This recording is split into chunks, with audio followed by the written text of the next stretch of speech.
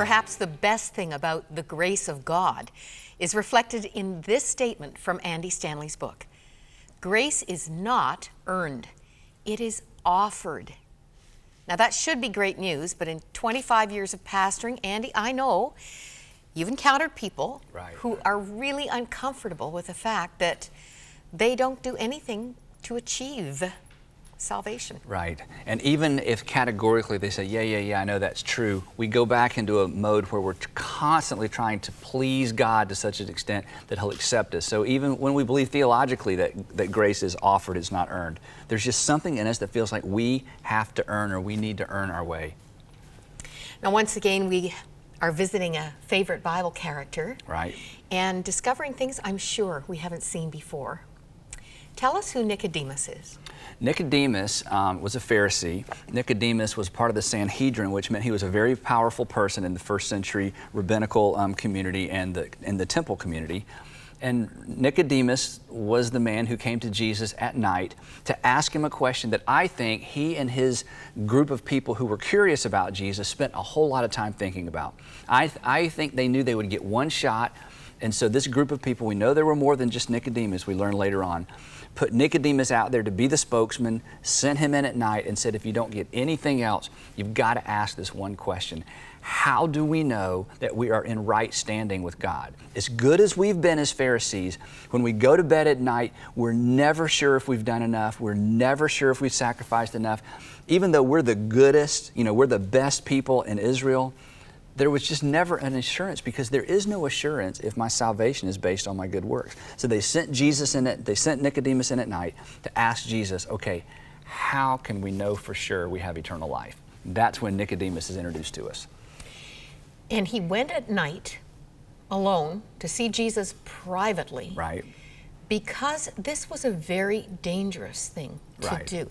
Nicodemus and his lot didn't represent the ones who were always trying to trip up Jesus. Right.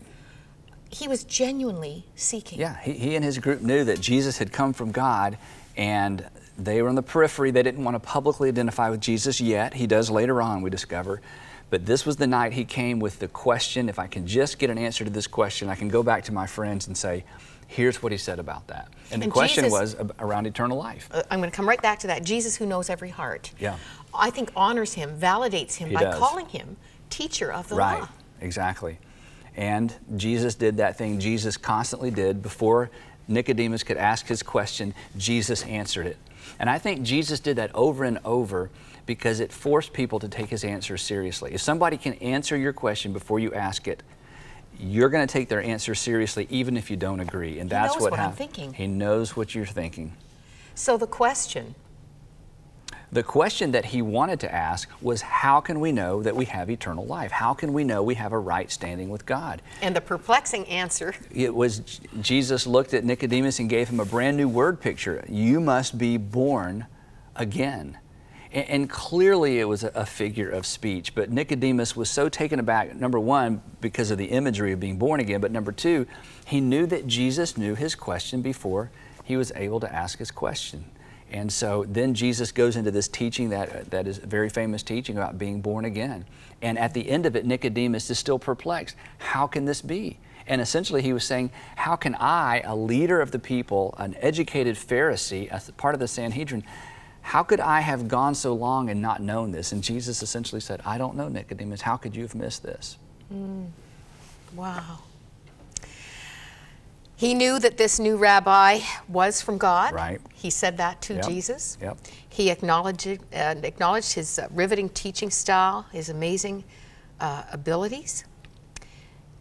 He had seen the miracles. He'd seen the power. Enough, right, he had seen the power of healing. And Jesus in this conversation introduces a brand new idea, and the idea was, in this figurative way, must be born again, that Nicodemus, you cannot earn this, that you cannot be good enough. I'm not going to give you the 11th commandment or the 614th commandment. That this is a brand new way of thinking. This is a brand new paradigm. That just as Abraham was declared righteous by God because of his faith, in the same way, even in this culture, this first century religious culture, men and women still come to God through faith, by expressing faith. And Then he foreshadowed his own crucifixion. He said, one day you're going to see the Son of Man, talking about himself, lifted up. And just as the nation of Israel looked at that snake in the desert that was lifted up and were healed, and he talks about a story that he knew Nicodemus knew all about, because Nicodemus had taught that story about when the snakes bit the Israelites and in the were in the wilderness, they were dying. And God said, Moses, fashion this bronze serpent, put it on a pole, and whoever looks at the serpent will be healed. It's a very strange story, but Nicodemus knew it. And Jesus said, the Son of Man in the same way will be lifted up. Now, Nicodemus had no idea what Jesus was talking about. And I think he went back to his friends and they said, what did he say? What did he say? And Nicodemus said, You remember that time in our history? Yeah, when Moses, exactly. He said something about a bronze snake, and he said something about being born again, and they were no further along than they were before they asked the question. But when Jesus was crucified, I can't help but think that as Nicodemus stood on the periphery of that crowd and looked over the heads of those men and women who watched the crucifixion and saw Jesus being hoisted up over the heads of the people in front of him, whereas everyone else missed it, I think because of what happens next, Nicodemus got it.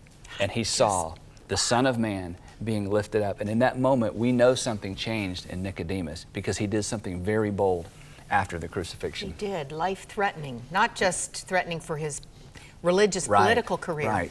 But even for his very life. Yep. If I be lifted up, I will draw all men unto me. And the thought that he might have been the only one at Calvary who got that, who wasn't shattered, shocked, and broken. He knew, because Jesus had told him, this is the way. Yep. And this I think is he the got place it. of believing. And at that point, Nicodemus decided, I'm going public with my association with Jesus. And he went with Joseph of Arimathea and asked for Jesus' body. One of the team wanting to know what this was all about. Joseph of Arimathea was another private, secret believer or follower of Jesus who was a Pharisee, and again, would never publicly associate with Jesus, but just believed there had to be something to this man and his message. So they go and they ask for Jesus' body, which put their life at risk. And I didn't realize, you suggest that if they had not done that, Jesus' body would have been thrown in a ditch. Yeah, I preached a message recently called Nick and Joe Save Easter. And it was around this little piece of the gospel narrative, because it was against the law to bury a body that had been crucified. Crucified bodies hung on a cross until they had so deteriorated that there were just pieces and scraps left. Then they were dumped in the public dump. You were not allowed to bury a body that had been crucified unless you went to the Roman centurion or to someone in authority and asked for the body. If you paid enough, if you bribed enough, sometimes a family member could actually get a body to bury the body. Well, no one was going to go forward and identify with Jesus. Well, think about this. If Jesus had risen from the dead, from the garbage dump, came walking into town with all the filth and the garbage, that would have been amazing, even a little scary. But people would have said, well, clearly he never died. They took his body, dumped it with all the other bodies. He was unconscious. He was unconscious, came back to life. But the fact that they took his body, wrapped it in linen, prepared it for burial, and buried that body, that's what set up the dramatic events of the resurrection. And if they had not gone public with their faith, that event would have never taken place. So they saved Easter. Wow. What do you think the future was for Nicodemus and Joseph of Arimathea? After that? Yeah. Well, I believe declared believers in Jesus. Yeah, I believe that they were part of that group of Pharisees that then followed Jesus after the resurrection and after the ascension. We know from the book of Acts that there were a group of Pharisees that believed in Jesus and followed Jesus. And the resurrection is what convinced many of them. And you can just bet that Joseph of Arimathea and Nicodemus were part of that group. Pastor Andy, the term has been abused, misused, applied to all the wrong things. Born again, born from above, reborn by grace is your chapter. How do you explain that to someone today who says, how do I know I'm right with God? Yeah, that's the question. How do I know I'm right with God? Good people ask that question, and people who don't think they're good ask that question. And as long as I'm looking at my behavior, trying to determine where I stand with God, I will never have assurance, because I could have always been better. And here's the great news of the gospel. Good people do not go to heaven. Forgiven people go to heaven. And forgiveness is given, and forgiveness is made available to all people through the cross and through the gift that God gave us through His Son. And so as long as I'm looking at my goodness, no assurance. The moment I look at what Jesus did on my behalf, there's assurance. And so that's why grace goes above and beyond, as we talked about before, and grace is extended to everyone who's ever lived if they'll simply receive it. Not of yourselves. It is the gift of God, lest any man should boast. Yeah. The best person that ever lived, or the worst person that ever lived, it's level playing field at the foot of the cross, because we all need grace. Boy, talk about good news. Do you know that you have eternal life? You can be sure of your eternal future. The gospel writer said, "These things are written that you may know that you have eternal life." Not wish so, hope so, maybe. That life is in God's Son. You can pray a prayer to put your trust in Him today. One of our prayer partners would be happy to help you begin a beautiful relationship with the living Christ. And whether you're a new member of God's family or you've been a friend of God for some time, you are sure to enjoy the stories from the Old and New Testament, a big picture perspective through the lens of grace, the grace of God. It's our gift to you this month for your financial gift. Here's the info.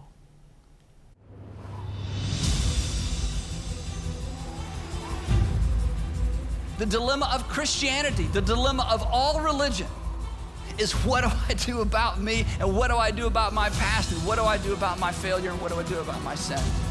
What if we really have fallen short? What if you're condemned before God? What if you don't measure up and you're going to be held accountable? Then do you want what's fair? Then do you want what's just? I want exactly and precisely what I deserve the least. The Grace of God by author and pastor Andy Stanley is our thanks to you for your ministry support. To receive your copy, call 1-888-288-0003 with your best ministry gift. You can write to Crossroads in Canada or the United States, or make a secure online donation at crossroads.ca.